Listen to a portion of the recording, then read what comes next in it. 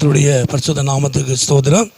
இன்றைய தினத்துக்கான தேவனுடைய வார்த்தையானது யோபுடைய புஸ்தகத்திலே 22ஆம் அதிகாரம், யோபு 22ஆம் அதிகாரத்திலே அந்த 23வது வசனத்தை நான் பார்க்கும் பொழுது, நீர் சர்வ வல்லவரிடத்தில் மனம் திரும்பினால் திரும்ப கட்டப்படுவீர், அக்கிரமத்தை உமது கூடாரத்துக்கு தூரமாக்குவீர், அக்கிரமத்தை உமது கூடாரத்துக்கு தூரமாக்குவீர் என்று சொல்லி நான் வேதத்தில் வாசிக்கிறோம். நாட்களில் நீர் சர்வ வல்லவரிடத்திலே மனம் திரும்பினால் என்று வேதம் சொல்கிறது. திரும்பவும் கர்த்தர் கட்டுவார். ஆண்டவர் நாட்களிலே மறுபடியும் கட்டுகிறவர். ஏற்கனவே கட்டப்பட்டு இடிக்கப்பட்டு கிடக்கிற உங்கள் வாழ்க்கையை, உங்கள் குடும்பத்தை கர்த்தர் கட்டுவார்.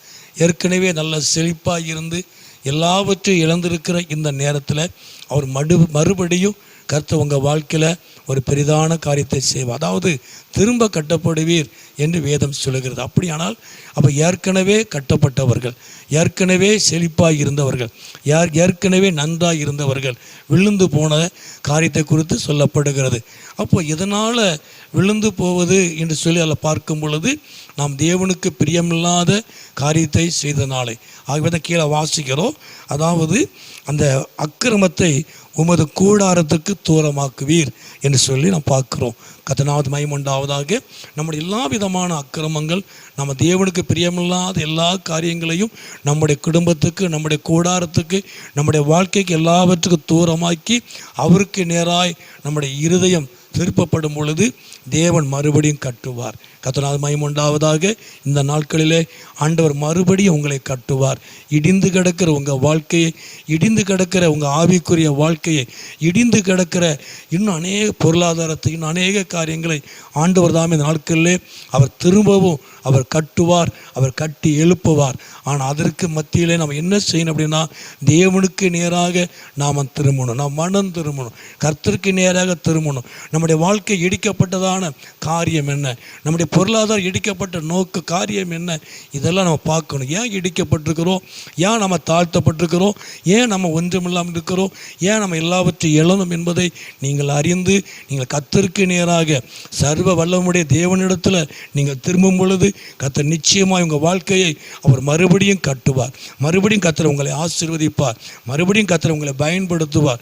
மறுபடியும் கர்த்தர் உங்களை உயர்த்துவார். அவர் நாமத்தை மகிமைப்படுத்துவார். கர்த்தர் தொடர்ந்து சகலத்திலையும் அவர் உங்களை ஆசீர்வதித்து அவர் வழி நடத்துவார். ஜெபம் பண்ணுவோமா?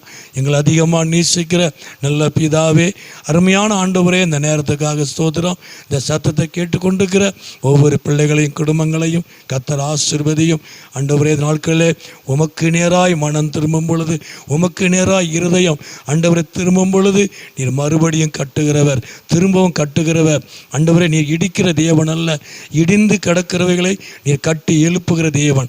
இடிந்து கிடக்கிற குடும்பத்தை, இடிந்து கிடக்கிற வாழ்க்கையை, இடிந்து கிடக்கிற பொருளாதாரத்தை, ஆண்டவரை ஆவிக்குரிய வாழ்க்கையை, செப ஜீவியத்தை என் ஆண்டவர் மறுபடியும் கட்டி எழுப்புவீராக, நாமத்தை மகிமைப்படுத்துவீராக. ஆண்டவரே, நீ கட்டுவீராக. நீ கட்டுகிற தேவன்.